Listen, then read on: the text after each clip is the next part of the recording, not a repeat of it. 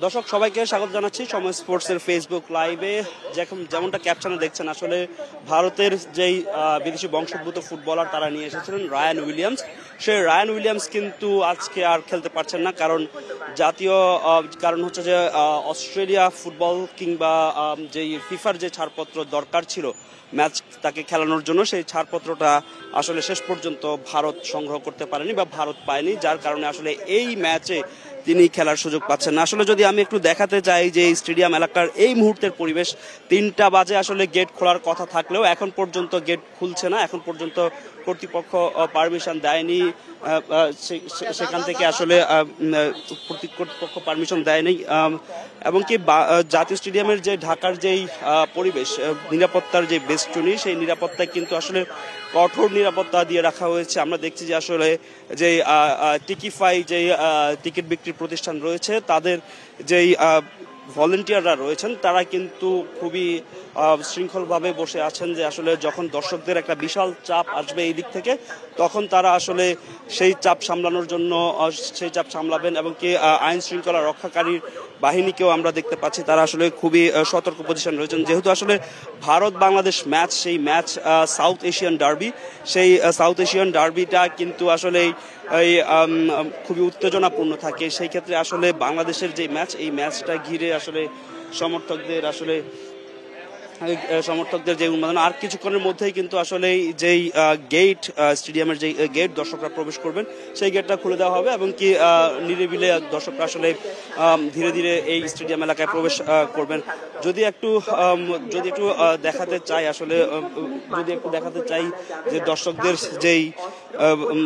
দর্শকদের জন্য আসলে প্রস্তুত হচ্ছেন ভলান্টিয়াররা, যেহেতু এর আগে বেশ কয়েকবার যে ম্যাচগুলো হয়েছে, সিঙ্গাপুর ম্যাচ, হংকং ম্যাচ, সেই ম্যাচগুলোতে আসলে স্টেডিয়ামের যেই সেই দর্শক সামাল দিতে হিমশিম খেতে হয়েছে আসলে এই যেই টিকিট বিক্রিকারী প্রতিষ্ঠান যারা রয়েছে তাদেরকে। সেই ক্ষেত্রে আসলে এইবার একটু বাড়তেই সতর্ক যে টিকিট বিক্রিকারী প্রতিষ্ঠান টিকিফাই। এবং কি যদি আমি দেখাতে চাই, আসলে তারা আসলে খুবই এবারের যেই যারা হচ্ছে যে টিকিট না নিয়ে ঢুকতে চাইবেন, আসলে প্রত্যেকবারই এমন হয় যে টিকিট না নিয়ে অনেকে ঢোকার চেষ্টা করেন। আসলে সেই সব দর্শকদের কারণে আসলে শেষ পর্যন্ত ঝামেলার সৃষ্টি হয়। এবং কি সেই সব কারণে আসলে দর্শকরা যারা হচ্ছে যে টিকিট বিক্রি করেন তাদেরকে আসলে ঢুকতে পারেন না স্টেডিয়ামে।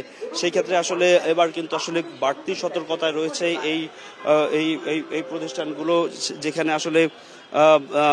যেখানে টিকিটের যে চাহিদা, সেই চাহিদা আসলে ভারত ম্যাচের যে টিকিট, সেই টিকিট মাত্র 4 মিনিটে শেষ হয়ে যায়। বোঝা যাচ্ছে এই থেকে এই ম্যাচ ঘিরে আসলে সমর্থকদের উত্তাপটা আসলে কেমন। এই ম্যাচের আগে কিন্তু বাংলাদেশ একটি ম্যাচ খেলেছে, সেই ম্যাচে আসলে বাংলাদেশ শেষ পর্যন্ত আসলে নেপালের কাছে গোল হজম করে ড্র করে। কিন্তু ভারত ম্যাচের জয়টা কিন্তু আসলে ফুটবলাররা চায়। আমরা ফুটবলার থেকে শুরু করে সবার সঙ্গে কথা বলেছি, সবাই বলেছেন যে আসলে এই ম্যাচের তারা আসলে জয় চান। আমরা দেখতে পাচ্ছি যে আসলে দর্শকদের যে উন্মাদনা, আসলে এই ম্যাচ ঘিরে সাউথ এশিয়ান ডার্বি বলা হয়, দক্ষিণ এশিয়ান ডার্বি বলা হয় বাংলাদেশ ভারত ম্যাচ, সেই ম্যাচে দর্শকরা এরই মধ্যে আসলে এসে প্রবেশ করেছেন। অল্প কিছুক্ষণের মধ্যে আসলে গেট খুলে দেওয়া হবে। এবং কি আমরা দেখতে পাচ্ছি আসলে দর্শকদের যে উন্মাদনা, সেই উন্মাদনা আমরা দেখতে পাচ্ছি। আমরা যদি লম্বা লাইন, সেই লাইনটা কিন্তু আরো লম্বা হচ্ছে। এবং কি সেই লাইনটা কিন্তু কিছুক্ষণ পরে আরো লম্বা হতে থাকবে, কারণ বেলা যত গড়াবে দর্শকদের আনাগোনাও তত বাড়বে। দেখতে পাচ্ছি দর্শকরা আসলে যে বাংলাদেশ দলের পতাকা, প্লেকার্ড যা আছেন, জার্সি কিনছেন। আসলে এখানে জার্সির যে একটা ব্যবসা, সেই ব্যবসাটাও কিন্তু আসলে স্টেডিয়ামের বাইরে কিন্তু আসলে দেখা যাচ্ছে। স্টেডিয়ামের দর্শকদের দেখতে পাচ্ছি আসলে সমর্থকরা এখানে ভিড় করছেন। বাংলাদেশের সেই আলট্রাস আমরা দেখতে পাচ্ছি আসলে। এবং এখানে যে বাংলাদেশ আলট্রাসের যেই বিভিন্ন বাংলাদেশ ফুটবল আলট্রাস যারা রয়েছেন তারা এসেছেন, তারা ভিড় করছেন। আসলে এই যে তারা মাঠে গর্জন তুলতে চান, মাঠে গর্জন তুলতে চান, সেই আসলে আমরা একজনের সাথে কথা বলতে চাই। দেখি একটু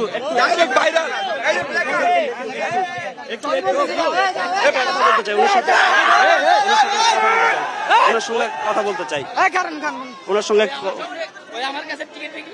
আসলে যে বাইরে এই ম্যাচ ঘিরে আসলে সমর্থকদের যে উন্মাদনা, সেই সমর্থকদের উন্মাদনার কারণে আসলে কিন্তু সেই টিকিট বিক্রি, সেই বিক্রি আসলে আমরা একটু জানতে চাইবো এখানে কি হয়েছিল আসলে উনি, আমরা এখানে আমার একটা ফ্রেন্ড বলতেছে যে ওর টিকিট লাগবে, দেন উনি এসে বলতেছে যে আমার কাছে টিকিট আছে, পার টিকিট 2000 টাকা করে। দেন ওই বললো 1500 টাকা করে হবে, বললো না 2000 টাকা লাগবে। ও বলছে যে আমার 3টা লাগবে, ও 3টা না তোমাকে 30 টাকা দেওয়া যাবে, পার টিকিট 2000 টাকা করে। এখন বিষয় হলো ওরা টিকিটগুলো পাচ্ছে কোথায়? যেখানে আমরা 3 মিনিটের টিকিট সোল্ড আউট দেখিয়ে আমরা টিকিট পাচ্ছি না, ওইখানে ওরা টিকিটগুলো কোথায় পাচ্ছে? এমনও তো হতে পারে তারা আসলে একটা টিকিটকে প্রিন্ট আউট করে 30 টাকা করে আপনার কাছে বিক্রি করে দিচ্ছেন, আপনি তো আসলে বুঝতে পারছেন না এই টিকিটটা কি অরিজিনাল নাকি জাল টিকিট বা ফেক টিকিট। না, এখানে তো আমাদের বাফুফের থেকে সিস্টেমটা আছে যে আমরা স্ক্রিন করতে দেখতে পারবো যে এটা আগে স্ক্যান করা হয়েছে কিনা বা এটা জাল কিনা। এখন বিষয় হলো ওরা এই টিকিট সেল করার সাহসটা কোথায় পাচ্ছে? এখানে ওরা কিভাবে টিকিটটা সেল করবে?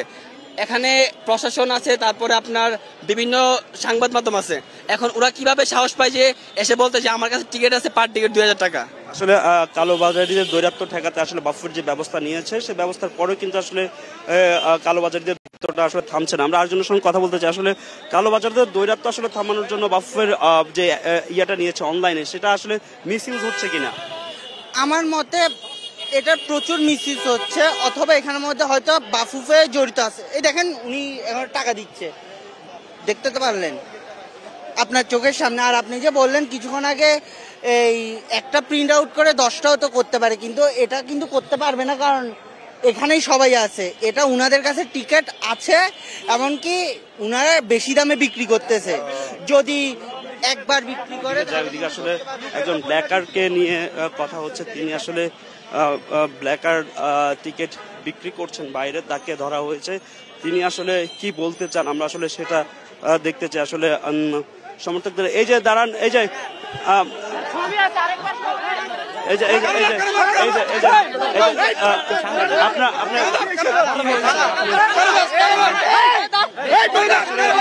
একটু জানতে চাই ব্ল্যাকার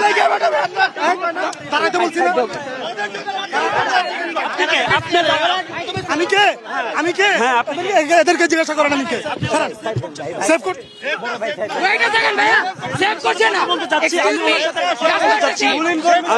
আমি ওনার সাথে একটু কথা বলতে চাচ্ছি, আপনি আমাকে দিচ্ছেন না, আপনি দিচ্ছেন না,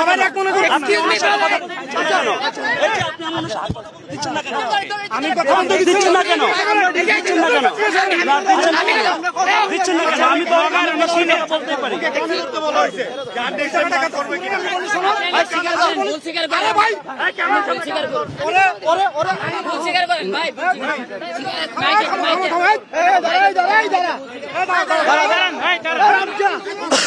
আসলে যে ক্রিকেটের যে ব্ল্যাকার রয়েছেন সেই ব্ল্যাকার একটু আমার সাথে কথা বলতে চাই। কি হয়েছে? উনি ব্ল্যাকার ছিল, উনি এখান থেকে আমাদের থেকে 2000 টাকা দাবি করছে একটা টিকিটের জন্য। তো এখানে অপ্রীতিকর পরিস্থিতি একটা শিকার হতে পারতো, কারণ এখানে বাংলাদেশের সবচেয়ে বড় সমর্থক গোষ্ঠী বাংলাদেশ ফুটবল আলট্রাস ছিল। এখানে যদি আমরা নিজেরাই টিকিট পাই না খেলা দেখার জন্য, আমরা জানি 2 মিনিটের মধ্যে সব টিকিট শেষ। তো উনি এখানে যদি উনাকে সেভ না দিয়ে এখানে আনতো, উনি গণধোলাইয়ের শিকার হতো।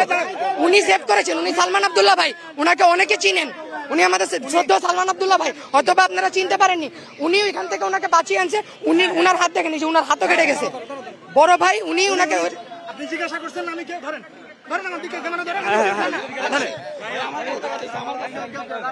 আমাকে সর্বপ্রথম এই ছেলেবেলে আলট্রাস, আমি একজন মিডিয়া পার্সন কর্মী, ঠিক আছে? আমি পরিচয় দিচ্ছি না আমি কোন হাউসে কাজ করি, ঠিক আছে? পরিচয় দিচ্ছি না, কোন বলছি কোন ঘটনা আলট্রাস যেন না করে। ওরা নিয়ে আসছে, আনার পরে ওইখানে যেন কোন রকম অপ্রীতিকর ঘটনা না ঘটে। ও যদি অপরাধ করে থাকে এই জন্য আইন আছে, আইনের হাতে তুলে দিব, কিন্তু কোন সাধারণ মানুষ ওর গায়ে হাত না দিক, এটা আমি চাই। ওর গায়ে যদি এই মুহূর্তে একটা টোকা কেউ দেয়, আরেকজন আর একটা দিবে, ও এখন হাসপাতালে থাকতো এতক্ষণে যদি ওখান থেকে সবাই না আনা হতো। আপনি যে বললেন যে আপনি কি আপনি ওরা সেভ করতে যাচ্ছেন কেন? আমি ওনার সাথে কথা বলতে চাচ্ছি, আমি আপনার সাথে কথা বলতে চাচ্ছি, কিন্তু আপনি কথা বলতে দিচ্ছেন না। আমি তো ওনার সাথে কথা বলতেই পারি। এখানে আর 10 জন, এখানে আমি যদি ওর একটা থাপড় দেই না, এখানে একটা পোলাপান মনে করেন ওর গায়ে কাপড় রাখবে না। একটা অন্যায় যদি করে থাকে ওর অন্যায়ের শাস্তি দেওয়া হবে, কিন্তু এইখানে যদি মারামারি হয় বদনামটা কাদের হলো? আলট্রাজের হলো, বাংলাদেশ ফুটবল ফেডারেশনের হলো। আমি সালমান আব্দুল্লাহ, একজন content creator, Onfield Sports Management Syed Abid Hossain Samir যে প্রতিষ্ঠান, সেই প্রতিষ্ঠানের প্রোডাকশন ইনচার্জ। হ্যাঁ, আমরা আসলে কথা বলছিলাম একজনের সঙ্গে, তিনি আসলে একজন ব্ল্যাকার আসলে ধরেছেন। সেই ব্ল্যাকারকে নিয়ে আসলে যেহেতু কোনো অপ্রীতিকর কোনো ঘটনা না ঘটে সেটা আসলে সেটা নিয়ে আসলে চেষ্টা করছেন তিনি, যে এখানে আসলে কোনো অপ্রীতিকর কোনো ঘটনা আসলে যেন না ঘটে, সেই ঘটনা নিয়ে আসলে এখানে যেই অপ্রীতিকর যেন কোনো ঘটনা না ঘটে সেখানে আসলে এই যে চেষ্টাটা চলছে। আমরা একটু দেখাতে চেষ্টা করবো আসলে তাকে আসলে নিয়ে যাওয়া হচ্ছে। আপনার তো উচিত তাকে আসলে আইনের হাতে তুলে দেওয়া, আইনের হাতে তুলে আসলে তারা আসলে চেষ্টা করছে তাকে আইনের হাতে তুলে দেওয়া। আসলে যে ব্ল্যাকার, সেই ব্ল্যাকারদের কারণে কিন্তু আসলে সাধারণ যে সমর্থকরা রয়েছেন, যারা আসলে লম্বা সময় ধরে আসলে এই প্রতীক্ষিত ম্যাচটার জন্য অপেক্ষা করছিলেন, তারা কিন্তু আসলে শেষ পর্যন্ত আসলে সুযোগ পান না খেলা দেখার। কারণ এই ব্ল্যাকাররা আসলে টিকিট কাটে এবং টিকিট কেটে সেটা আসলে স্টেডিয়াম এলাকার বাইরে ব্ল্যাকে বিক্রি করেন। শুধু একবার না, বেশ কয়েকবার আসলে তারা এই টিকিটটা বিক্রি করেন, যার কারণে আসলে টিকিট নিয়ে ভেতরে প্রবেশ করে অনেকে প্রতারিত হতে হয়, আসলে সেই প্রতারণার শিকার হতে হয় সবাইকে। আমরা আসলে দেখছি যে সে ব্ল্যাকারকে নিয়ে যাচ্ছেন এবং কি আইনের হাতে তাকে সুপার্দ করা হবে, এবং কি আমরা দেখছি যে আসলে ফুটবলারদের যে উন্মাদনা, সেই উন্মাদনা কিন্তু আসলে এরই মধ্যে আসলে জাতীয় স্টেডিয়াম এলাকায় ছড়িয়ে পড়েছে। আসলে এরই মধ্যে আসলে যেই সমর্থকরা রয়েছেন, সেই সমর্থকরা আসলে আস্তে আস্তে আস্তে করে আসলে এখনো প্রবেশ করতে শুরু করছেন কিনা আসলে সেটা দেখছি। আসলে এখন পর্যন্ত আসলে গেটটা খোলা হয়নি। ফুটবলারদেরকে আমরা একটু যদি কথা বলতে চাই আসলে আপনার সাথে,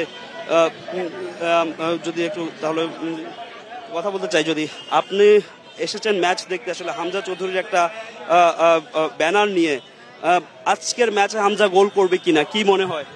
হামজা তো প্রতি ম্যাচেই গোল করতেছে আর আমাদের দেশটাকে অনেকে আগাই দিচ্ছে, কিন্তু আজকে আমাদের বাংলাদেশের কাছ থেকে একটাই প্রত্যাশা, ইন্ডিয়ার কাছে জিততে হবে, আর আমার কোনো দাবি ইচ্ছা নেই।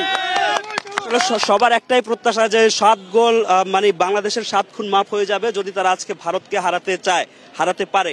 সেই ক্ষেত্রে আপনাদেরও কি প্রত্যাশা থাকবে আজকে কয় 0 গোলে ভারতকে বাংলাদেশ হারাবে?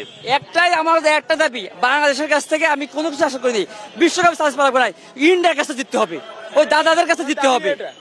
আসলে সমর্থকরা জানাচ্ছেন যে তাদের একটাই দাবি যে ভারতের বিপক্ষে যে জয়টা, এশিয়ান কাপ বাছাই এখন পর্যন্ত বাংলাদেশ জয় পায়নি, সেই জয়টা যেন ভারতের বিপক্ষে আসে। কারণ ভারতের যেই রাজনৈতিক সম্পর্ক থেকে শুরু করে যেই ক্রীড়াঙ্গনে বাংলাদেশের সঙ্গে যেই সম্পর্ক, সেই সম্পর্কটা আসলে সম্পর্কের কারণে আসলে সবাই আসলে চায় যে আসলে এই ম্যাচটা জয় পেতে। সেক্ষেত্রে আসলে আমরা দেখতে পাচ্ছি আসলে সমর্থকরা মাঠের ভেতরে প্রবেশ করছেন এবং কি একে একে তারা যেই টিকিট নিয়ে আসলে মাঠে প্রবেশ করছেন। এখানে নিরাপত্তা বেষ্টনী, কিন্তু কঠোর নিরাপত্তা বেষ্টনী দিয়ে ঘিরে ফেলা হয়েছে এই পুরো এরিয়াকে, আসলে যেহেতু কোনো অপ্রীতিকর ঘটনা না ঘটে সেই জন্যই আসলে নিরাপত্তা বেষ্টনী দিয়ে আসলে ঘিরে ফেলা হয়েছে। আমরা আসলে দেখি আসলে যেই ভলেন্টিয়াররা রয়েছেন,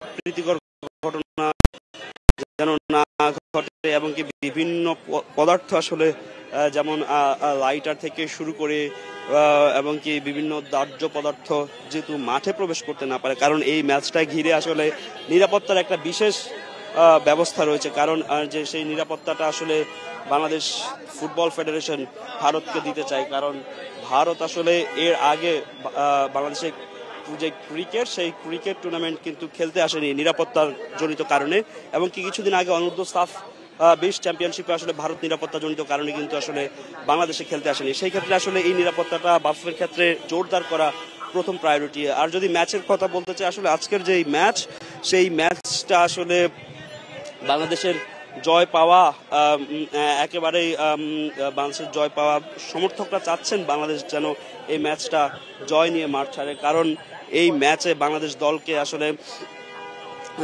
বাংলাদেশ দল এখন পর্যন্ত এফসি এশিয়ান কাপ বাছাইয়ে এখন পর্যন্ত কোনো জয় পাননি, সেই ক্ষেত্রে জয় পায়নি, সেই ক্ষেত্রে আসলে এই জয়টা বাংলাদেশের খুবই গুরুত্বপূর্ণ। এই জয়টা গতকাল ম্যাচ পূর্ববর্তী হামজা চৌধুরীর কাছে আসলে ম্যাচ পূর্ববর্তী জামাল ভুঁইয়ার কাছে আসলে জানতে চেয়েছি যে আসলে এই ম্যাচটা তার কাছে কতটা গুরুত্বপূর্ণ। তিনি বলেছেন যে আসলে এই ম্যাচে লাল কার্ড দেখা হবে, এই ম্যাচে কথা কাটাকাটি হবে, এই ম্যাচে মাঠে উত্তাপ ছড়াবে। আমরা দেখতে পাচ্ছি আসলে কিভাবে কিউআর কোড টিকিট স্ক্যান করে আসলে সমর্থকদেরকে আসলে যেই বিভিন্ন 3-4টি ধাপ অতিক্রম করে সমর্থকরা আসলে স্টেডিয়ামে প্রবেশ করছেন। প্রথমে গেটে চেক হচ্ছে, এরপর গেটের বাইরে চেক হচ্ছে, তারপরে মেইন গেটের ভিতরে চেক হচ্ছে। যদি ম্যাচের কথা আসলে বলতে চাই, যে ম্যাচটা নিয়ে আসলে সমর্থকদের এত উন্মাদনা, সেই ম্যাচের কথা যদি আসলে একটু বলি, সেখানে আসলে বাংলাদেশ দলের যেই অধিনায়ক জামাল ভুঁইয়া, তিনি আসলে বলেছেন যে বাংলাদেশ দল আসলে এই ম্যাচটাতে আসলে জয় চায়, সেই জয়টা যে কোনো মূল্যেই হোক।